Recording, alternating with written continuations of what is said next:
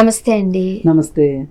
Cinema అవకాశాలు రాక ఊళ్ళల్లో నుంచి వచ్చిన వాళ్ళు ఇక్కడ కృష్ణానగరు, ఇందిరానగర్‌లో మనం చూస్తే అర్రే అనిపిస్తూ ఉంటుంది. దానికి చాలా యూనియన్స్ కూడా ఉన్నాయి. ఎలా అయినా సినిమాలోకి హీరోయిన్ అయిపోవాలని, అసలు ఫస్ట్ కాలు పెట్టాలని జూనియర్ ఆర్టిస్టులుగా వెళుతున్న వాళ్ళని కూడా మనం చూసాం. ఇప్పుడు మనం కొంతమంది హీరోయిన్స్‌ని మనం చూస్తే మరి పక్కన సైడ్ క్యారెక్టర్లు చేసిన వాళ్ళే పెద్ద పెద్ద హీరోయిన్లు అయ్యారు. మనకు తెలిసిన విషయమే ఇది. కాకపోతే దాని గురించి ఎంత సఫర్ అవుతున్నారో కూడా మనకు తెలుసు కదా. ఎవరో తెలియని వాళ్ళు, వీటి గురించి అర్థం చేసుకోలేని వాళ్ళు ఈ పిచ్చిలో పడ్డారంటే అనుకోవచ్చు. కానీ అతను ఒక డాక్టర్ వైఫ్ అంటే ఎంతో కొంత చదువుకునే ఉంటారుగా. చదువుకి దీనికి సంబంధమే లేదు. అంటే కొంచెం జ్ఞానం ఉంటుంది కదా. అస్సలు సంబంధమే లేదు. అస్సలు లేదు. ఓకే, ఆమెకి సినిమా పిచ్చి. ఎవరు అవకాశం ఇస్తానన్నారు. 60 లక్షల వరకు ఇచ్చింది ఆమె. వాడు కారు కూడా కొనుక్కున్నాడంట. అఫ్కోర్స్ దాన్ని సీజ్ చేశారనుకోండి. ఏం మాట్లాడతాం ఇలాంటి వాడి గురించి? అంటే మాట్లాడుకోవాలి, మరి తప్పదు. ఎందుకంటే ఇలా సైబర్ నేరగాళ్ళ వలలో చిక్కి ఎంతమంది వెలువెల్లాడుతున్నారో మనకు తెలిసిందే. అయితే ఈ సైబర్ వలలో చిక్కటానికి కారణము నేరగాళ్ళు ఒక్కళ్ళే కాదు, ఈ మోసపోయే వాళ్ళు కూడా కారణమే. మీకు అసలు ఆన్లైన్లో పరిచయమైన వాళ్ళని నమ్మేసి మీ అభిరుచులు, మీ ఇష్టాలు, మీ భర్త మీతో ఎలా ఉండేది, మీ పిల్లలు మీతో ఎలా ఉండేది, మీరు మీ పిల్లలతో ఎలా ఉండేది, మొత్తం మీ బయోగ్రఫీ అంతా చెప్పుకోమని ఎవరో చెప్పలా. అలా చెప్పిన దాని అనర్థమే ఇది. అయితే సోషల్ మీడియాలో ఒక అతను పరిచయం అయ్యి ఇద్దరు బాగా ఎక్స్చేంజ్ చేసుకున్నారు. అభిప్రాయాలని, అభిరుచుల్ని ఎక్స్చేంజ్ చేసుకున్నారు. ఈమెకి నేను సినిమాల్లో యాక్ట్ చేయాలని ఉంది, నా కలగానే మిగిలిపోయింది, మా ఇంట్లో వాళ్ళు నా కళ్ళలు చేసేసారు, ఒక డాక్టర్కి ఇచ్చి పెళ్లి చేసేసి అని ఈమె చెప్పగానే, ఓహో డాక్టరా, అట్లయితే డబ్బులు బాగానే ఉంటాయి, ఈవిడిక సినిమా పిచ్చుంది, ఈవిడి దగ్గర నుంచి నేను డబ్బులు కొట్టేయచ్చు అని అతను డిసైడ్ అయ్యి మరి అయితే ఏంటి ఆలస్యం, ఇప్పటికైనా మించిపోయింది లేదు, అంత అందంగా ఉంటావు అని చెప్పి ఆవిడకి చెప్పేసేసి ఆవిడని నేను సినిమా వాళ్ళకి పరిచయం చేస్తాను, సీరియల్స్ వాళ్ళకి పరిచయం చేసేస్తాను, అది ఇది ఇంతకుముందు నేను చాలామందిని అలా చేశాను, కానీ ఒకటే కండిషన్ ఏంటి అంటే వాళ్ళకి ఎంతో కొంత డబ్బులు ఖర్చు పెట్టాల్సి ఉంటుంది మనము. అంటే ఓఎస్ దాన్నే ఉంది, మన ఇంట్లో బోల్డ్ డబ్బులు ఉన్నాయి అని చెప్పి ఈవిడ విడతల వారీగా డబ్బులు ఇచ్చింది. సరే, ఈ విడతల వారీగా ఇచ్చిన డబ్బుల్లో ఒక 22 లక్షలు పెట్టి వైజాగ్లో ఒక కార్ల షోరూమ్ దగ్గర నుంచి కారు తీసుకున్న తర్వాత ఎంతసేపటికి వీడు ఈ సినిమా ప్రస్తావన తీసుకురావట్లా, ఈ యాక్షను ఇదిగో రేపు అదిగో రేపు అంటున్నాడు.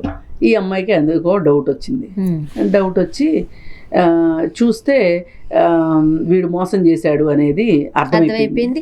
ఏంటి, డబ్బులు ఇవ్వడమే కాదు, ఆ బ్యాంక్ అకౌంట్కి సంబంధించిన డీటెయిల్స్ కూడా ఇచ్చేసారంట ఆమె. అప్పుడు ఆ 20 లక్షలు డ్రా చేసినట్టుగా రాగానే వెంటనే దాన్ని బ్లాక్ చేశారు. అదే ఇప్పుడు ఈవిడ ఏం చేసిందంటే, ఇక నేను మోసపోయాను అనేది అర్థం చేసుకుని బ్యాంక్ అకౌంట్ చూసుకుంటే అకౌంట్లోంచి దాదాపు విడతలుగా ఒక 60 లక్షలు మాయమైనవి అని చెప్పి కూడా అర్థం చేసేసుకుని ఈవిడ ఈ చివరి ట్రాన్సాక్షన్ ఏంటి అంటే ఈ కారుకు సంబంధించి. అయితే వీళ్ళు ఆపారు కదా, ఈలోపు వీళ్ళు వెళ్ళి పోలీస్ స్టేషన్లో కేసు పెట్టారు. కేసు పెడితే ఏమైంది, అప్పుడు పోలీసులు వైజాగ్ వాళ్ళ అకౌంట్ సీజ్ చేశారు, కార్ల షోరూమ్ వాళ్ళ అకౌంట్ సీజ్ చేశారు. ఇప్పుడు ఇక్కడ వీళ్ళు ఏం చెప్తున్నారంటే, ఇదిగో పట్టుకుంటాం అదిగో పట్టుకుంటాం అని పోలీసులు వీళ్ళ ప్రయత్నాల్లో వీళ్ళు ఉన్నారు. ఒకరోజు సడన్గా వీళ్ళ ఇంటికి పోలీసులు వచ్చారు. ఎవరయ్యా పోలీసులు అంటే, వీళ్ళు అకౌంట్ సీజ్ చేశారు కదా, ఆ కార్ షోరూమ్ అతను ఏం చేశాడంటే ఆ ఏరియా పోలీస్ స్టేషన్కి వెళ్ళి నా అకౌంట్ ఎవరో సీజ్ చేశారు ఏంటి కనుక్కోమని చెప్పి కంప్లైంట్ ఇచ్చాడు. కంప్లైంట్ ఇస్తే వాడు ఎఫ్ఐఆర్ చేయాల్సింది పోయి పోలీసు ఆయన డిటెక్టివ్ అవతారం ఎత్తాడు. ఆ పోలీసు ఎత్తేసేసి మణుగూరు వచ్చేసి యు ఆర్ అండర్ అరెస్ట్ అన్నాడు ఇద్దరిని, భార్యాభర్తని. ఏంటి సంగతి అంటే ఇలా అని చెప్పేసరికి వీళ్ళు కుయ్యో మర్రో ఇది కాదు జరిగింది, మా డబ్బులు పోయి మేము ఏడుస్తున్నాము, మేమే అసలు బాధితులమి అని ఎఫ్ఐఆర్ కాపీలు ఇవన్నీ చూపిస్తే ఇక అప్పుడు వాడు అర్థం చేసుకుని ఇదేదో కొంచెం తేడాగా ఉంది అనుకుని వెళ్ళిపోయాడు ఆ పోలీసు. ఇంకా ఇది జరిగింది. దీన్ని బట్టి మనకు అర్థం కావాల్సిన నీతి ఏంటంటే, మనం నేర్చుకోవాల్సిన నీతి ఏంటి అంటే, ఇలా సోషల్ మీడియాలో ఎవరితో పడితే వాడితో మాటలు కలిపితే ఇలాగే అవుతుంది. మిమ్మల్ని పిచ్చోళ్ళు అనుకున్నా పర్లా, మీతో మీరు మాట్లాడుకోండి, అంతేగాని ఎవరితోనూ మాట్లాడద్దు. నిజమేమో అండి, మనకు మనం వెళ్ళి అద్దంలో నుంచుని మాట్లాడుకోండి. ప్రశ్న మనం మీరే ఏం చెప్పాలనుకుంటున్నాం అన్ని చెప్పేసి అన్నీ చెప్పేసేసుకుంటే మంచిది. అందుకని ఎవరిని నమ్మే పరిస్థితులుగా లేవు ఇవాళ. ప్రాణ స్నేహితులు అనుకున్న వాళ్ళు కూడా మోసాలు చేయడానికి సిద్ధపడిపోతున్నారు.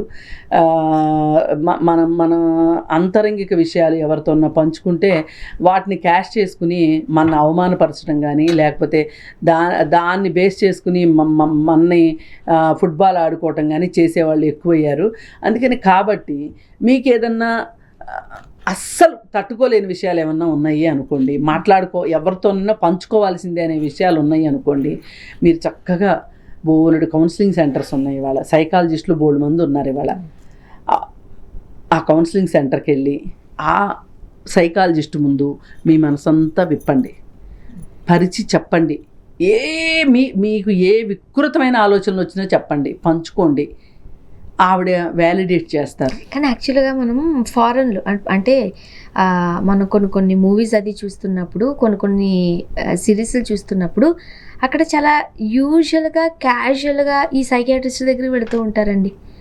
వాళ్ళ మనసులోని ప్రతి భావాన్ని, ప్రతి వేదనను వాళ్ళకి చెప్తూ ఉంటారు.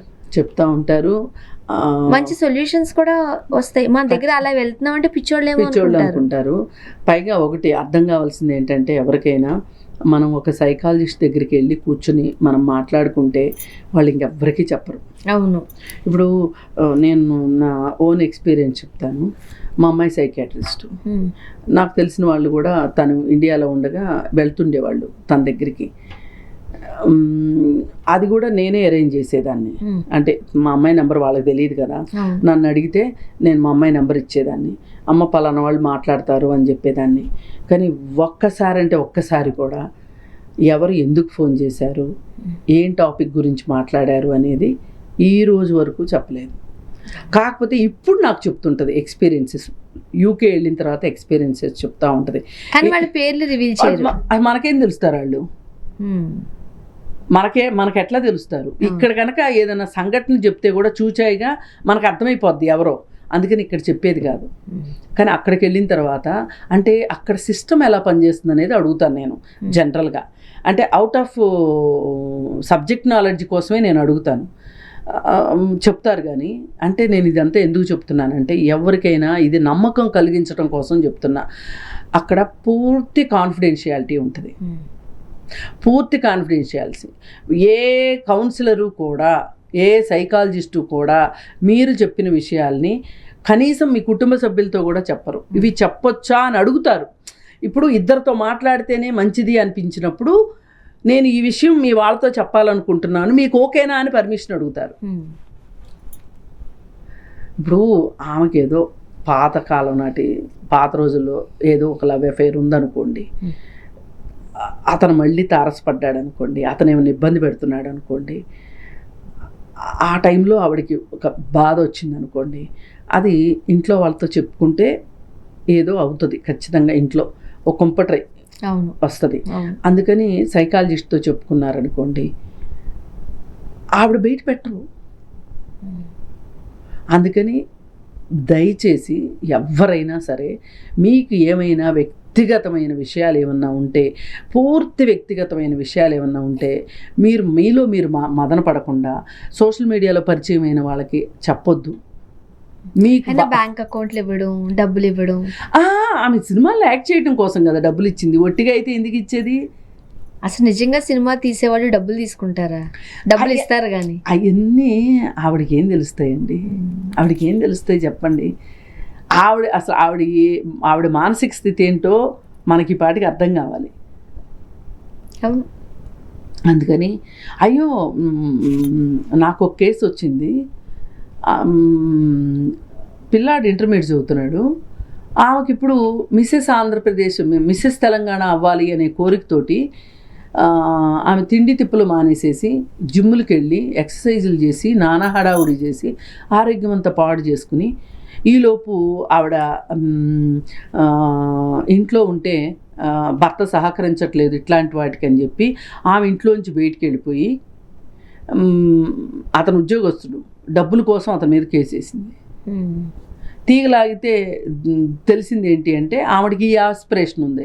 ఈవిడికి ఎవరో చెప్పారు, ఏంటి నీ కొడుకు 9th క్లాస్ చదువుతున్నాడా, నీ కొడుకు 10th క్లాస్ చదువుతున్నాడా, అసలు నువ్వు ఇంత అందంగా ఉన్నావేంటి అనేసరికి ఈవిడలో ఎక్కడో ఆశలన్నీ. అంటే నేను ఇవన్నీ ఏంటంటే మన బలహీనతలు, మానసిక బలహీనతలు. వీటిని క్యాష్ చేసుకుంటానికి ఎప్పుడు మన చుట్టూ వైఫై లాగా తిరుగుతూ ఉంటారు కొంతమంది స్వార్థపరులు, మోసగాళ్ళు. స్వార్థపరులను కూడా అనకూడదు, మోసగాళ్ళు. ఆ మోసగాళ్ళ వల్ల మీరు పడకూడదు అనుకుంటే సోషల్ మీడియాని ఎంత తక్కువ మీ లైఫ్లో దానికి స్పేస్ ఇస్తే అంత మంచిది. థ్యాంక్ యూ అండి.